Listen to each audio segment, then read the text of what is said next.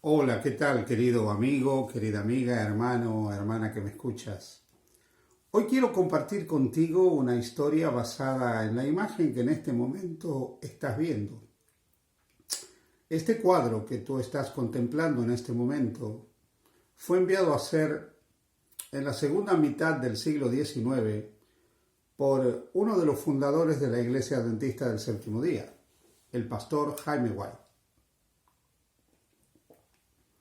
En su intención original, él quería que este cuadro revelara las grandes verdades del plan de salvación como lo estaban comprendiendo los adventistas del séptimo día en ese momento.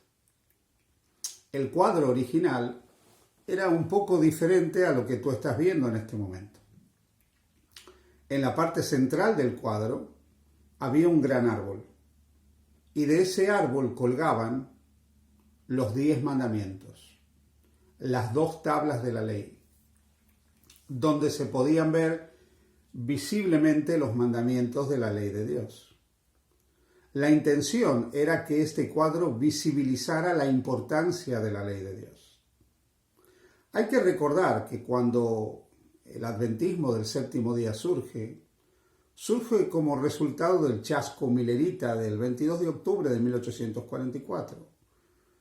Aquellos creyentes en la segunda venida de Jesús quedaron tremendamente conmovidos, pero siguieron orando y estudiando la palabra de Dios para ver por qué Jesús no había regresado todavía a la tierra, cuando la profecía de tiempo más larga de la Biblia, la de Daniel 8:14, que decía que luego de 2300 tardes y mañanas, o sea años, el santuario sería purificado, se había cumplido y sin embargo Jesús no había venido.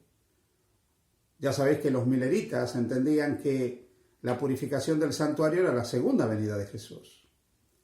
Así que cuando Cristo no vino al fin de esta larga profecía, los que quedaron de ese grupo siguieron estudiando la Biblia y fueron descubriendo algunas verdades extraordinarias.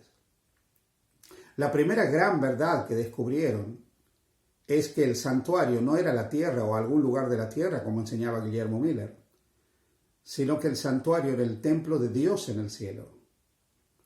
Y comprendieron que al finalizar la profecía de los 2300 días, no es que Jesús iba a regresar a la tierra, sino que él empezaba la última parte de su ministerio sumo sacerdotal en el santuario celestial.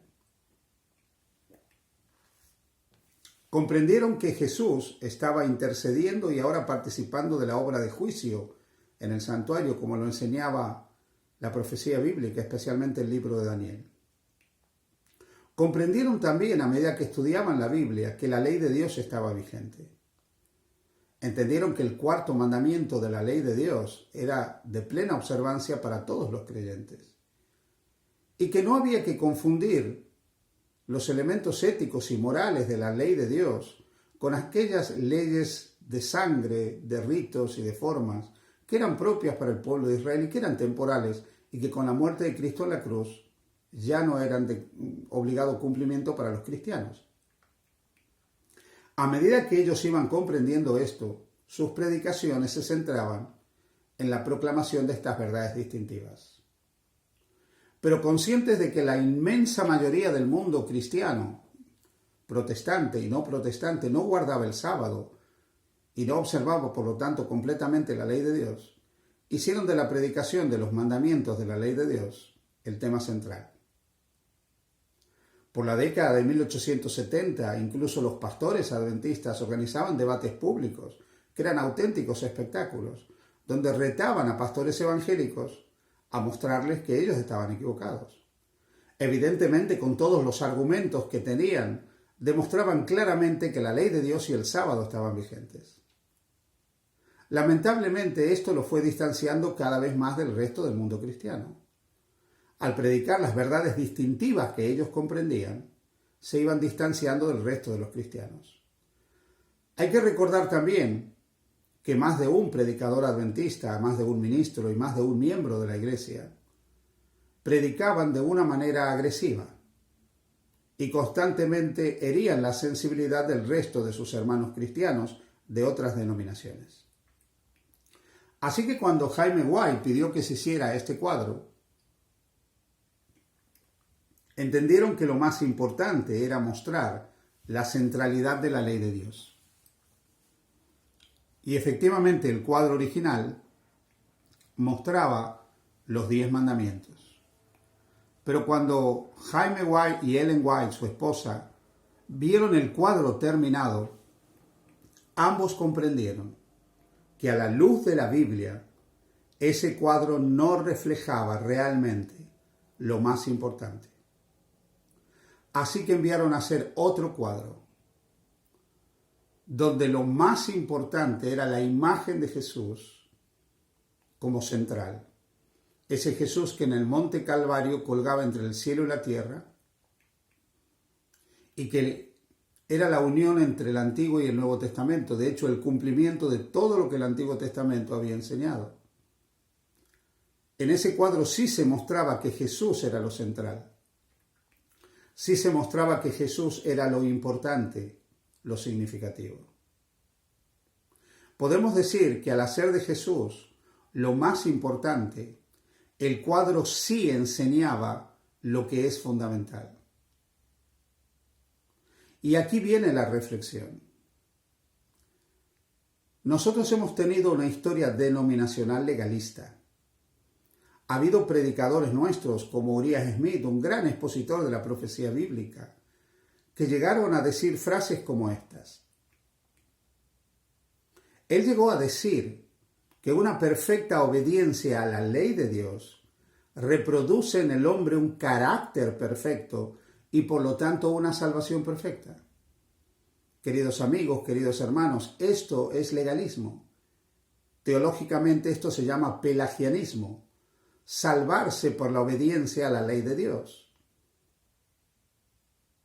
Así que en algún momento nosotros, como denominación, los adventistas, nos equivocamos y llegamos a creer que los mandamientos eran lo fundamental y la base de nuestra salvación. Pero Dios se fue encargando a lo largo de nuestra historia de que nosotros rectificáramos el rumbo para llegar a comprender que lo más importante era Jesús, que lo central era Jesucristo.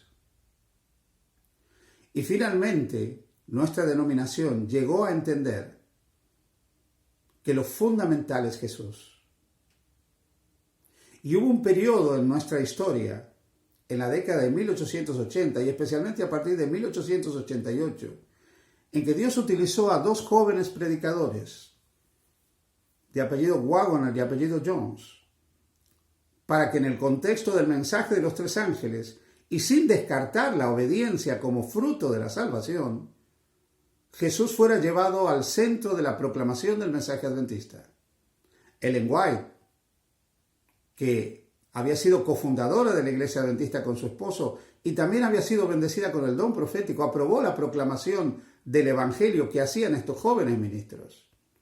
Y a partir de ese momento la cristología de Ellen White se hizo más abundante. Sus mejores libros sobre Jesús surgen en esta época.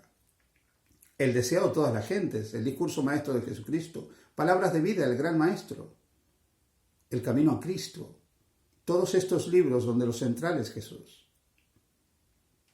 Así que, queridos amigos, la pregunta que debiéramos hacernos es si nosotros seguimos anclados al pasado legalista que hemos tenido o hemos comprendido finalmente que lo central es Jesucristo, que lo importante es Jesucristo.